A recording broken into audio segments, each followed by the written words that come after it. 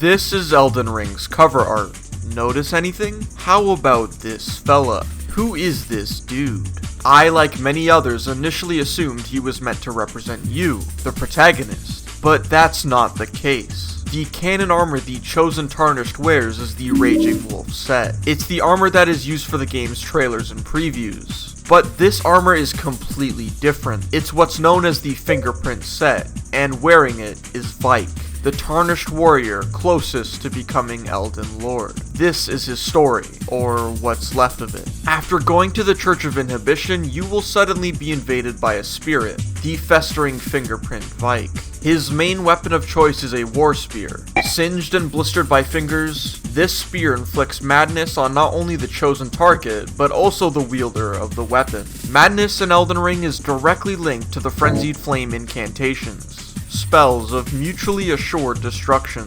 In times past, every single person who attempted to control the Flame of Frenzy succumbed to madness after a desperate internal struggle. Despite this, Vyke still attempts to harness the power of the Frenzied Flame. Defeating the spirit grants you the Fingerprint Grape.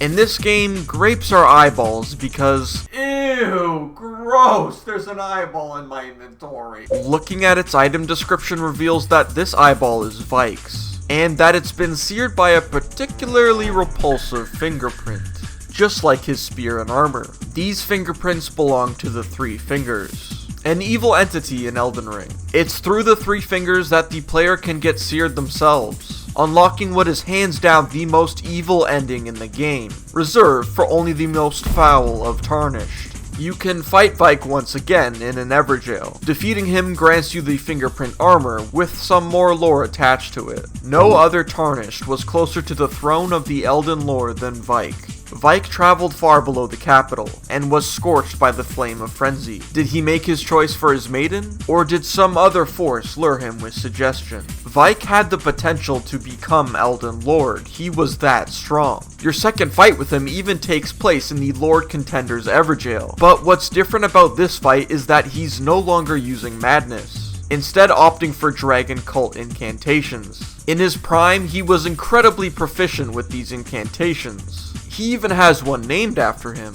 Of all the knights, Vyke the Dragon Spear was the one Lansseax loved the most. Lansseax is a dragon who would sometimes take on the form of a human priestess to communicate with the knights of the ancient dragon cult, and Vyke was her favorite. He had his whole path laid out for him, with no need to even attempt using the Frenzied Flame incantations. So why did Vyke do it?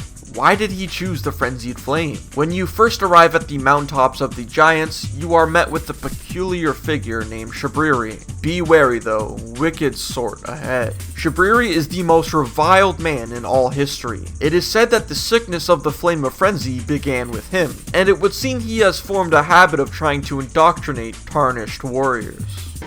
You are about to sacrifice something precious, the life of a fair maiden, that you would toss into the fiery forge, only so that you may be Lord. What a horrible thing to ponder. Your ascendancy requires her sacrifice, whether she wishes it or not. While it is true that all Tarnished must sacrifice their maiden if they want to be Elden Lord, Shabriri doesn't actually care about the lives of maidens. He simply wants to push his frenzied agenda by taking advantage of how a Tarnished might feel about needing to sacrifice their maiden. It's likely that Shabriri told this exact thing to Vyke, leading him to the Flame of Frenzy. This wouldn't save his maiden, however. You can find her corpse at the Church of Inhibition, the place you had your first fight with Vyke. But she's dead. Could she have done this to herself out of despair, or did Vyke take her out in his insanity? Regardless, this leaves a question unanswered. If Vyke was so powerful, why didn't he become the Lord of Frenzied Flame? Why didn't he end the game before we could? If you look at Vyke's armor, you'll notice the fingerprints burnt onto it. I glossed over this detail earlier, but it's more important than you might think. If you choose to pursue the Frenzied Flame ending and get seared by the Three Fingers, you need to take off all your armor in order to fully accept the chaos. But it would seem Vyke skipped over this step on his journey, leaving his armor on. Whether this was a mistake or not, it would mean that Vyke wasn't able to be granted the full power of the frenzied flame, thus making him unfit to become Lord. This would end up driving Vyke further into madness, and eventually he would be imprisoned. A tarnished that was closest to becoming Elden Lord, locked away after being seduced by the flame of frenzy.